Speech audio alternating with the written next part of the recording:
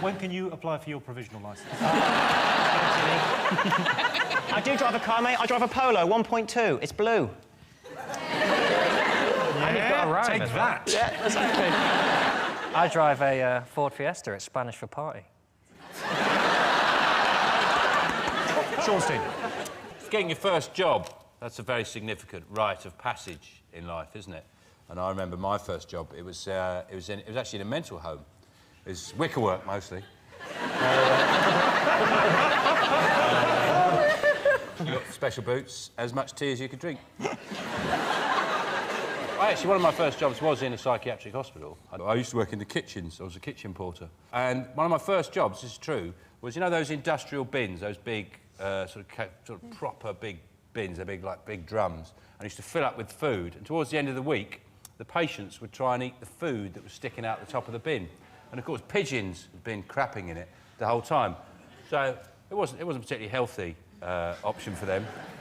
And my job was to shoo them away from the bins. And I was standing there going, yeah, shoo, shoo, shoo. Then I'd sit down, read the Daily Mirror, have a fag, and they'd start coming around the corners again. And I go, yeah! Do you know what? It sounds like the worst zombie movie ever. Do you not think maybe they were coming around the corner to see the man nuttier than them? They think, wait, Matt, there's a man round there. You go near the bin, he goes back. Hey, Jon, first job? I've had loads of jobs. First job, milk monitor. You don't need to start right at the beginning of the list. Just got to take it seriously, Jim. I turn up at 6 in the morning, just make sure the milk tray's clean. Just phone the dairy up. Just, all right, Steve, yeah, 3 of them didn't have straws on last week. Don't take the piss, mate. Christine, presumably your first job was as a doctor, when you qualified as a doctor. Yeah, junior doctor. I do not miss those days at all, really.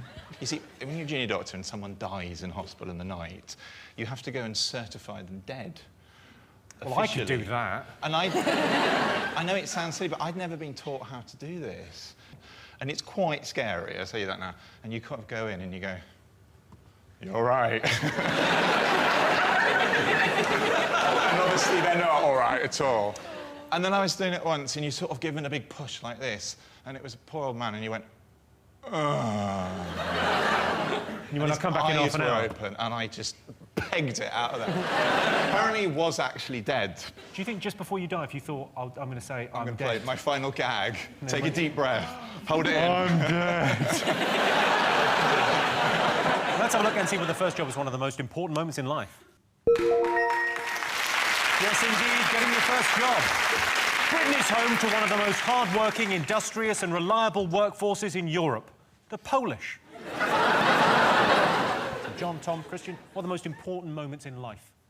You never really forget, like, the day I passed my driving test, probably the most significant. Because then you can go anywhere, can't you? Get the motor running. I mean, it won't surprise anyone to learn that I received a minor on my driving test for excessive caution. That's right, ladies. Really annoyed me. You know you're a fanny when on your driving test the instructor's saying, so when I tap the dashboard, I want you to slow down, but for the rest of the time, can you friggin' strap on a pair and just put your foot down? I think it's a big time for, you know, teenagers passing their test. I just think it's a very strange thing that we pick that time in life to give kids the opportunity to drive. You know, it's the most sort of hormonally volatile you can be. So are you emotionally insecure and randomly aggressive? Here, have a machine that can kill yourself and others. You know, like, When can you apply for your provisional licence? I do drive a car, mate. I drive a Polo, 1.2. It's blue. And you've got a rhyme take as well. that. Yeah, exactly. I drive a Ford Fiesta. It's Spanish for party.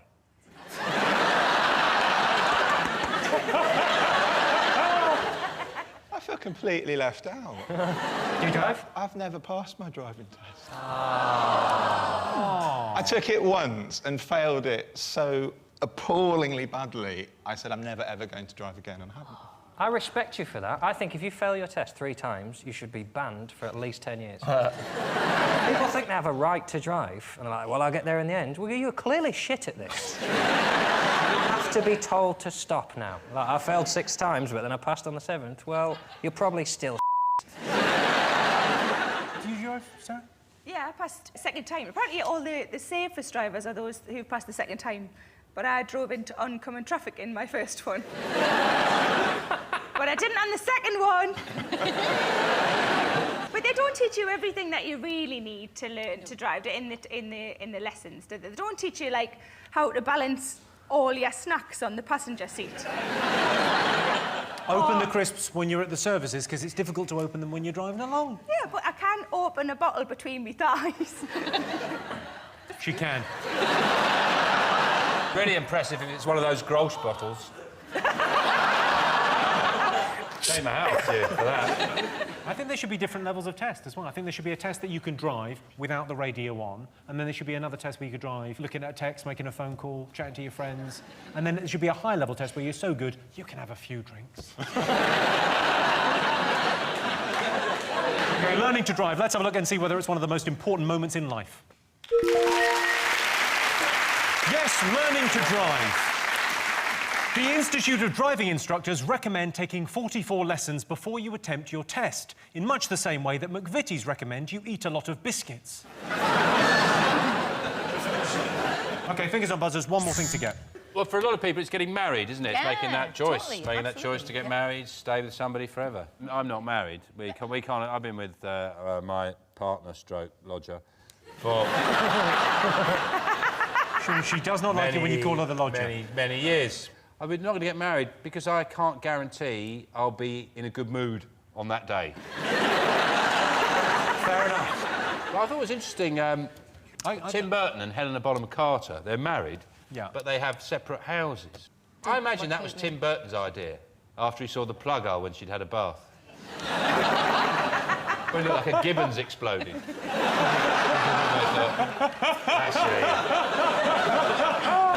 I'm in a really nice relationship and it's going really well, but we don't want to get married. So what we decided to do instead is we bought a box set of The Wire. Good. Instead of getting engaged, because it's about the same length of time, isn't it, as a relationship? When we get to the end, you know, we'll review it and maybe get, you know, Mad Men or something. John, do you think you'll ever get married? Here's the thing. If a woman wanted to be with me for the rest of her life, I would be so unsure of her mental stability that I would lose respect for her and I couldn't be with her for the rest of my life. What if it was, look at me what if it was a clown? Don't tease me, he's gone. Don't tease me. You have that thing where it puts a lot of people off getting married. When you go on holiday, you go on holiday and you see couples and they've been on holiday for about 5 days and you just see them sitting there having dinner for like the 5th night in a row and they just go... the waiter goes past and they go... And that's because they haven't got anything to talk about. And me and my partner, stroke lodger, what we do is we pick a subject. We pick subjects, and that's what we talk about for that month. So, at the moment, it's like, sort of, we're talking about sort of British rodents. Parachuting, history of parachuting, you know, and that's a month, that's all we talk about. But we really cover that subject, and we've always got something to talk, and she goes, did you know, for example... She doesn't actually talk like that. aren't you? Did you know that the vole can work through the root of an oak tree in under a minute? And I go, I didn't know that, love. And then you're away, you're off. You're chit-chattering. And then, like, next month, I'm doing World War II subs, and she's doing rock stars with beards.